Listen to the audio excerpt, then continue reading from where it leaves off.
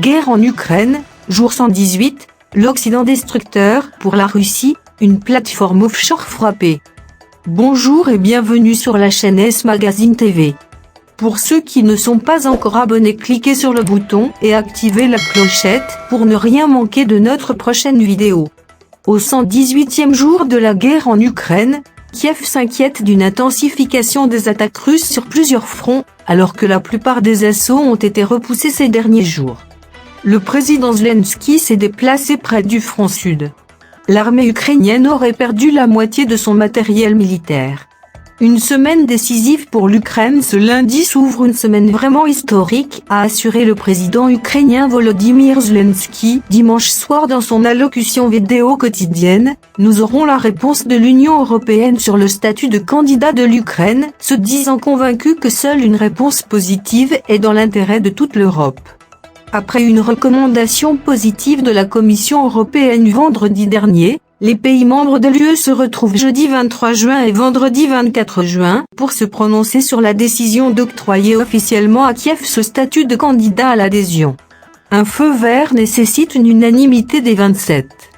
D'ici là, évidemment, nous nous attendons à ce que la Russie intensifie ses attaques cette semaine, a prévenu le président ukrainien. Nous sommes prêts, a-t-il ajouté.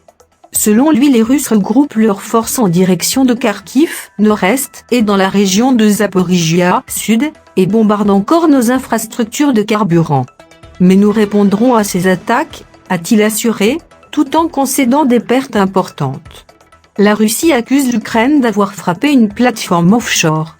Les autorités russes ont accusé lundi les forces ukrainiennes d'avoir tiré sur des plateformes de forage d'hydrocarbures en mer au large de la Crimée, faisant état de -5 blessés et d'opérations de secours en cours.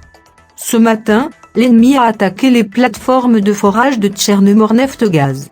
Je suis en contact avec nos collègues du ministère de la Défense et des services spéciaux du FSB, nous nous efforçons de sauver des gens, a déclaré le gouverneur installé par Moscou après l'annexion en 2014 de la Crimée, Sergueï Aksionov. Selon lui, 109 personnes en tout se trouvaient sur 3 plateformes et 21 d'entre elles en tout ont été évacuées.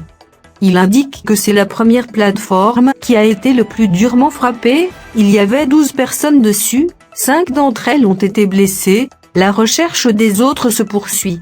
Ces recherches se déroulent avec la participation de navires de patrouille et de moyens aériens, a-t-il ajouté.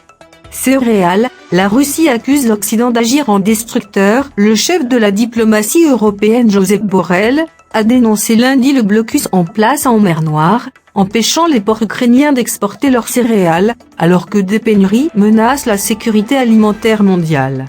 Davos russe, qui veut encore faire des affaires avec le Kremlin. On ne peut imaginer que des millions de tonnes de blé restent bloquées en Ukraine quand le reste de la population mondiale souffre de la faim. C'est un véritable crime de guerre.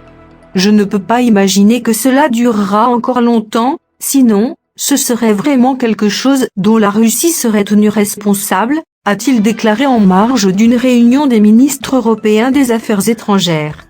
La Russie doit cesser de jouer avec la faim dans le monde, a de son côté averti la ministre française Catherine Colonna. La Russie doit cesser le blocus des ports de l'Ukraine et cesser de détruire les infrastructures de stockage en Ukraine, a-t-elle ajouté. Le Kremlin a quant à elle déclaré que la hausse du prix des céréales était le résultat des actions destructrices de l'Occident, et non du blocage par Moscou des exportations d'Ukraine. Affrontement dans le Donbass. Nos unités ont repoussé l'assaut dans la région de Toshkivka, proche de Sievierodonetsk, a assuré dimanche soir l'armée ukrainienne sur Facebook. L'ennemi a battu en retraite et se regroupe, a-t-elle affirmé, ajoutant que les forces russes prenaient d'assaut le village d'Orikov, au sud de Sievierodonetsk. Les autorités ukrainiennes ont également rapporté la perte du village de Metolkin, à moins d'1 kilomètre au sud-est de la ville.